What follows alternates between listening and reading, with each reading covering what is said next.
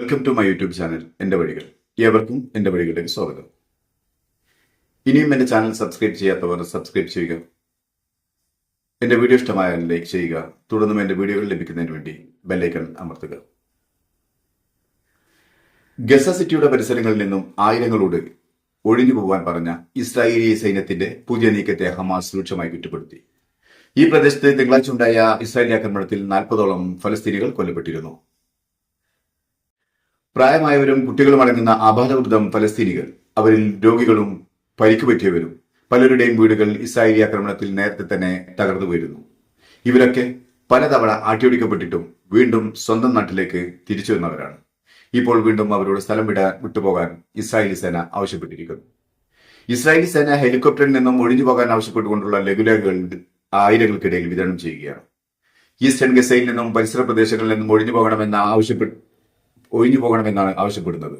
പക്ഷേ ഇവരൊക്കെ ഹമാസിനെ വേട്ടയാടുന്നതിന്റെ ഭാഗമായി പലതവണ സ്വന്തം മണ്ണിൽ നിന്നും വീടുകളിൽ നിന്നും ആട്ടിയോടിക്കപ്പെട്ടവരാണ്. ആരെയാണ് ആട്ടിയോടിക്കുന്നത്? ആ മണ്ണിന്റെ അവകാശികളെ. ആരാണ് ആട്ടിയോടിക്കുന്നത്? അതിക്രമിച്ചു കയറി അവകാശം സ്ഥാപിക്കുന്ന ഇസ്രായേൽ. ഗസയിലേക്ക് ചെവി കൂർപ്പിച്ചാൽ നമുക്ക് കേൾക്കാനാവും ഓരോ മനുഷ്യരുടെയും വിലാപങ്ങൾ, ചങ്കുപിഴയുന്ന ഗദ്ഗതങ്ങളുടെ വേദനകൾ, നോവറിയുന്നവർക്ക് മാത്രം മനസ്സിലാവുന്ന കണ്ണീരിന്റെ ശബ്ദങ്ങൾ. അവർ ഞങ്ങളെ ഭവനരഹിതരാക്കി.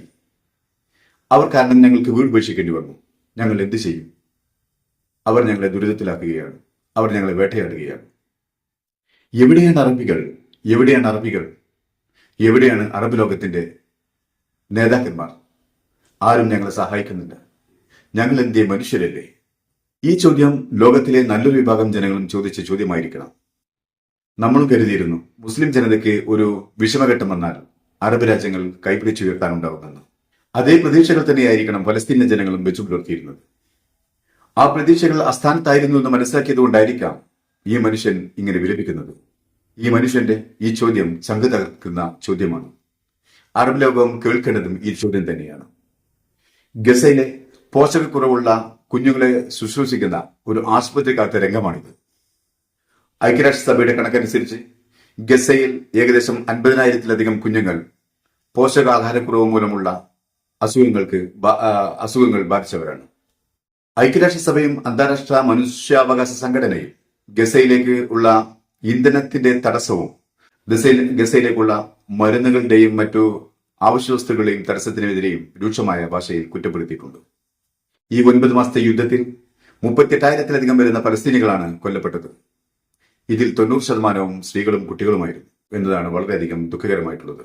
ഈജിപ്തിന്റെയും ഖത്തറിന്റെയും മധ്യസ്ഥതയിൽ അമേരിക്കൻ പിന്തുണയോടെ കൊണ്ടുവന്ന വെടിനിർത്തൽ കരാർ അംഗീകരിക്കാൻ ഇസ്രായേലിന്റെയും ഹമാസിന്റെയും മീതെ അന്താരാഷ്ട്ര സമൂഹത്തിൽ സമ്മർദ്ദം വർദ്ധിച്ചു വരികയാണ്. എന്നാൽ ഇസ്രായേൽ പ്രധാനമന്ത്രി ബെഞ്ചമിൻ നെതന്യാഹുവിന്റെ പ്രഖ്യാപിത ലക്ഷ്യം ഹമാസിന്റെ ഉന്മൂലനം മാത്രമാണ്. അതില്ലാത്ത യാതൊരു മധ്യസ്ഥ ശ്രമത്തിനും അദ്ദേഹം തയ്യാറല്ലെന്നുള്ളതാണ്. അതേസമയം ഹമാസ് പറയുന്നത് അവർക്ക് യുദ്ധം ചെയ്യാൻ ആളുകളുടെ കുറവ് ഇല്ല എന്നുള്ളത് തന്നെയാണ്. ഈ യുദ്ധത്തിനിടയിലും പതിനായിരങ്ങളെയാണ് അവർ റിക്രൂട്ട് ചെയ്തത് എന്നാണ് അവർ അവകാശപ്പെടുന്നത്. ഇനിയും 10,000-കണക്കിന് ആളുകൾ ഹമാസിലേക്ക് വരാൻ തയ്യാറായി നിൽക്കുകയാണെന്നാണ് ഹമാസ് അവകാശപ്പെടുന്നത്.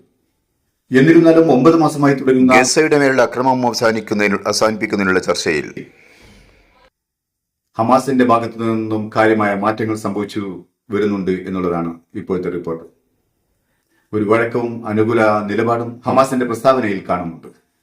ഹമാസിന്റെ വാദം ഇങ്ങനെയാണ്: ഈ ഒത്തുതീർപ്പിന് മുകളിൽ നെതന്യാഹു കൂടുതൽ തടസ്സങ്ങൾ കൊണ്ടുവരുന്നു. അവർ ഞങ്ങളുടെ ആളുകൾക്ക് മീതെ അക്രമവും കുറ്റകൃത്യങ്ങളും അധികരിപ്പിക്കുകയാണ്. ഞങ്ങൾക്ക് മധ്യസ്ഥരോട് പറയാനുള്ളത് നെതന്യാഹുവിന്റെ അക്രമങ്ങളും കുതന്ത്രങ്ങളും അവസാനിപ്പിക്കുന്നതിന് വേണ്ടി ഇടപെടണമെന്നാണ്. ഞങ്ങൾ യുഎന്നിനോടും അന്താരാഷ്ട്ര സമൂഹത്തിനോടും ആവശ്യപ്പെടുന്നത് നിയമപരവും മാനുഷികപരവുമായ ഉത്തരവാദിത്തം നിങ്ങൾ നടപ്പിലാക്കണമെന്നാണ്. അപ്രകാരം ഗസയുടെ മേലുള്ള വംശഹത്യ കുറ്റകൃത്യങ്ങൾ അവസാനിപ്പിക്കുന്നതിന് വേണ്ടി നിങ്ങൾ ഇസ്രായേലിന്റെ മേൽ സമ്മർദ്ദം ചെലുത്തണമെന്നാണ് ഞങ്ങൾക്ക് പറയാനുള്ളത്. എന്നാൽ അപ്പോഴും ഇസ്രായേലിന്റെ ആക്രമണവും ബോംബിങ്ങും ആർട്ടിലറി ഷെല്ലിങ്ങും അനുസ്യൂതം തുറന്നുകൊണ്ടിരിക്കുകയാണ് ഗസയിൽ. ഗസ നശിപ്പിക്കപ്പെട്ടുകൊണ്ടിരിക്കുകയാണ് എന്നുള്ളതാണ് സത്യം. ഉപരോധിക്കുകയും ആക്രമിക്കപ്പെടുകയും ചെയ്തുകൊണ്ട് ഒരു ജനത വലിയൊരു കെണിയിലകപ്പെട്ട് കിടക്കുകയാണ്. ഇപ്പോഴും ശക്തമായ ആക്രമണങ്ങൾ നടന്നുകൊണ്ടിരിക്കുന്ന സുജയ്യയിലേക്ക് മാധ്യമപ്രവർത്തകർ കടക്കാനുള്ള സ്വാതന്ത്ര്യം പോലും നിഷേധിക്കപ്പെട്ടിരിക്കുന്നു. അതുകൊണ്ട് തന്നെ സുജയിൽ എന്ത് സംഭവിക്കുന്നുവെന്നും എത്ര പേർ മരിക്കുന്നുവെന്നും എത്ര പേർ ഭവനരഹിതരാക്കപ്പെടുന്നുവെന്നും പുറലോകം അറിയാൻ സാധിക്കുന്നില്ല. ദിവസങ്ങളായി അവിടുത്തെ ജനങ്ങൾക്ക് വെള്ളമോ ഭക്ഷണമോ വൈദ്യസഹായമോ മരുന്നുകളോ ലഭിക്കുന്നില്ല. നാട്ടുകാരിൽ ചിലരിൽ നിന്ന് ലഭിക്കുന്ന വാർത്തകൾക്കനുസരിച്ച് സുജയിൽ ശക്തമായ ബോംബിങ്ങും ആർട്ടിലറി ശല്യങ്ങളും തുടർച്ചയായി നടന്നുകൊണ്ടിരിക്കുകയാണ്. ബിൽഡിംഗ് അവശിഷ്ടങ്ങൾക്കിടയിൽ കുടുങ്ങിക്കിടക്കുന്നവരെ രക്ഷപ്പെടുത്താൻ പോലും കഴിയുന്നില്ല എന്നുള്ളതാണ് സത്യം. റോഡുകളിലും പരിസര പ്രദേശങ്ങളിലും ശവശരീരങ്ങൾ അനാഥമാക്കപ്പെട്ട് കിടക്കുകയാണ്. ഗസയുടെ ബോർഡറിൽ നൂറുകണക്കിന് ട്രക്കുകളാണ് അവശ്യവസ്തുക്കളുമായി ഇസ്രായേലിന്റെ അനുമതിക്ക് വേണ്ടി കാത്തുകെട്ടി കിടക്കുന്നത്. അവക്കൊന്നും ഗസയിലേക്ക് പ്രവേശിക്കാൻ ഇസ്രായേൽ അനുമതി നൽകുന്നില്ല. ചില ഡ്രൈവർമാർ പറയുന്നത്, ഞങ്ങൾ ഈ കൊടും ചൂടിൽ ഈജിപ്തിന്റെ അതിർത്തിയിൽ ആഴ്ചകളായി കാത്തുകെട്ടി കിടക്കാൻ തുടങ്ങിയിട്ട് എന്നാണ്. ഇസ്രായേൽ അവർക്കാർക്കും അനുമതി നൽകുന്നില്ല. ഐക്യരാഷ്ട്രസഭയുടെ കണക്കനുസരിച്ച് 17,000-ലധികം കുരുന്നുകളാണ് ഗസയിൽ അനാഥമാക്കപ്പെടുകയോ അല്ലെങ്കിൽ സ്വന്തം മാതാപിതാക്കളിൽ നിന്ന് വേർവിട്ട് കഴിയേണ്ടി വരികയോ ചെയ്യുന്നത് എന്നാണ്. ഇതുപോലെ എത്ര കുരുന്നുകളാണ്. ഉമ്മയെയും ഉപ്പയെയും ബന്ധുക്കളെയും പറ്റി ചോദിക്കുമ്പോൾ അവർ സ്വർഗത്തിലാണെന്ന് പറയുന്ന ഈ നിഷ്കളങ്ക ബാല്യങ്ങളെ കാണുമ്പോൾ നമ്മുടെയൊക്കെ ഉള്ളിൽ വല്ലാത്തൊരു വേദനയാണ്. പക്ഷേ നെതന്യാഹുവിന്റെ മനസ്സിൽ മാത്രം, ഇസ്രായേലിന്റെ മണ്ണിൽ മാത്രം ആ വേദന ഉണ്ടാവുന്നില്ല.